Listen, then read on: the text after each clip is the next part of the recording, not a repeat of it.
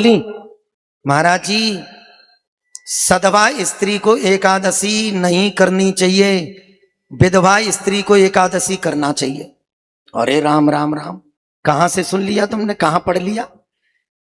तो मैंने तो पूछा उनसे, आपने कौन से शास्त्र में पढ़ा? बोले पढ़ा तो मैंने नहीं है, लेकिन मैंने सुना है। ले, और सुनी सुनी भक्ति कर रहे हैं सब लोग। अरे बचपन से वैष्णव के घर में आपने जन्म लिया है, बचपन से ही एकादशी का व्रत करो। अगर कर सकते हो तो वैष्णवों को एकादशी का व्रत सबको करना चाहिए। सुनी सुनी सब कहें, लिखी कहें न कोई। कहां लिखा है, कौन से शास्त्र में, पहले उसको तो पढ़ लो।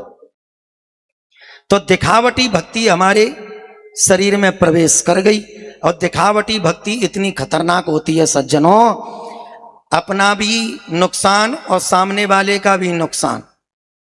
कैसे? एक गुरु के दो चेला थे, भक्ति बहुत थी दोनों में, गुरु जी की सेवा करते दोनों विद्यार्थी। पता नहीं दोनों में आश्रम में रह करके लड़ाई हो गई। एक साथ में सब लोग रहते हैं ना, तो एक दूसरे से थोड़ी बहुत अनबन हो ही जाती है। अब दोनों चेला लड़ मरे। तो दोनों चेला लड़े तो गुरुजी की रात्रि में सेवा करते थे, तो दोनों चेलाओं ने गुरुजी के पैरों को ही बांट लिया। तेरा दाहिना पैर, मेरा बायां पैर। ठीक है साहब?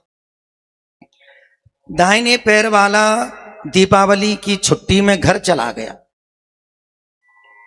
ठीक है भैया। बाएं पैर वाला रह गया आश्रम में। अब तो बाएं पैर वाला रात्रि में बाएं पैर को दबा रहा था, तो गुरुजी ने कहा बेटा आज मेरे दाहिने पैर में ज्यादा दर्द है, तू इस पैर को दबा। तो चिल्ला के पड़ा, उस दुष्ट के पैर को तो मैं हाथ भी नहीं लगाऊंगा। और गुरुजी बोले वो दुष्ट का नहीं है, ये तो मेरा है। लेकिन चलो ठीक है, गुरुजी समझ गए थे कि इन दोनों में झगड़ा चल रहा है। अब रात्रि में चेला अपने कमरा में, गुरुजी अपने कमरे में। रात में 2 बजे लगी चेला को प्यास, इसके कमरे में पानी नहीं था। चलो गुरुजी के कमरे में जाके पानी पी आऊं। अब गुरुजी के कमरे में जैसे ही बाएं पैर वाला चेला गया पानी पीने के लिए, तो पानी के घड़े पे तो नजर नहीं पड़ी उसकी, गुरुजी के शरीर पर नजर पड़ी। गुरुजी सो रहे थे, तो बायां पैर नीचे और दाहिना पैर ऊपर, ऐसे पैर पे पैर रख करके सो रहे थे। कई लोगों की आदत होती है पैर पे पैर रख करके सोने की। उसकी नजर पड़ी उस दुष्ट का पैर मेरे पैर पर। उठाई गोपाल भैया लाठी और दे, दाहिना पैर खल्लास, टूट गया। गुरुजी चिल्लाए, अरे ये तूने क्या किया? बोले चुप रहिए, उस दुष्ट का पैर मेरे पैर पर रखा था, आपने कुछ बोला भी नहीं। अरे मैं तुझे कैसे समझाइए, उस दुष्ट का पैर नहीं है, इस दुष्ट का पैर है ये। ठीक है भैया। ऐसे तैसे सवेरे होते ही हॉस्पिटल ले गए, प्लास्टर बांध करके व्हील चेयर पे बैठा दिया। 10 दिन के बाद में आया दाहिने पैर वाला घर से, गुरुजी को प्रणाम करने गया तो उसका पैर टूटा निकला।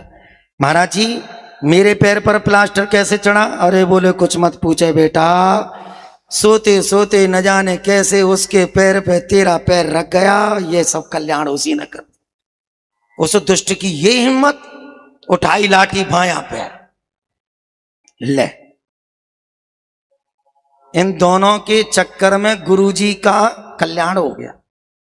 दोनों में भक्ति तो बहुत थी, लेकिन भक्ति में ज्ञान नहीं था, उसी वजह से गुरुजी का कल्याण कर दिया। बोलो राधे राधे। तो भक्ति देखा से की में मत करो। किसी ने कुछ कह दिया, किसी ने कुछ कह दिया, सुन करके हमारा मन उधर डाइवर्ट हो गया, उसका सुन करके उधर डाइवर्ट हो गया, ऐसे नहीं। भक्ति ज्ञानियों की संगत करके भक्ति के विषय में जानो। हम लोग एक बार ठंडी के दिनों में जयपुर में कथा कर रहे थे, तो ठंडी बहुत थी। 25 दिसंबर से 31 दिसंबर में ठंडी बहुत होती है। तो हमारे आचार्य जी सुबह सुबह पूजा करा रहे थे, तो हम अपने कमरे में से निकल करके चलो आज हम भी पूजा में बैठ जाते हैं। तो जैसे ही हम बाहर आए तो यजमान के परिवार के लोगों ने हमको कुर्सी उर्सी डाल के बैठा दिया। अब परीक्षित जी और परीक्षितानी दोनों पूजा कर रहे थे। हमारे आचार्य जी ने कहा लड्डू गोपाल को दूध से स्नान कराओ, तो दूध से स्नान कराने लगे। पुनः शुद्धोदक स्नानम, शुद्ध जल से स्नान कराओ। फिर दधि स्नानम, दही से स्नान कराओ। फिर आया घृतम स्नानम, घी से स्नान कराओ। अब ठंडी के दिन थे तो माता जी ने क्या किया, डिब्बे में से चम्मच के द्वारा घी निकाला। अब चम्मच में घी चिपक करके आया, क्योंकि ठंडी के दिन थे, घी तो बिल्कुल जम जाता है। ऐसे तैसे चम्मच से निकाला तो चम्मच में चिपक करके आया घी। अब छुड़ाए तो छूटे नहीं, तो गोपाल भैया उस मैया ने क्या किया, लड्डू गोपाल की खोपड़ी पे ही ठक ठक ठक ठक ठक, ले घी छूट ही नहीं रहा था, क्या करे। तो उस घी को लड्डू गोपाल की खोपड़ी पे चम्मच का प्रहार करके हम वहीं बैठे थे। अरे मैंने कि माता जी क्या करती हो आप? बोले घी जम गया था। मैंने कि घी जम गया तो अपनी खोपड़ी पे ही खट्ट खट्ट कर लेती, चम्मच का वहीं छुड़ा लेती। लड्डू गोपाल की खोपड़ी को ही फोड़ दिया। भक्ति तो बहुत थी माता जी में, लेकिन भक्ति में ज्ञान नहीं था, इसलिए लड्डू गोपाल की खोपड़ी पर चम्मच का प्रहार कर दिया। जिस दिन ये पता चल जाएगा कि ये लड्डू गोपाल पीतल की मूर्ति नहीं है भैया, साक्षात मेरे प्रभु घर में बैठे हैं, इनको भी चोट लग जाएगी, ऐसा भाव जब तक दिल में नहीं आएगा तब तक लड्डू गोपाल भी कल्याण करने वाले नहीं हैं। एक बार सब मुस्कुरा करके कहो।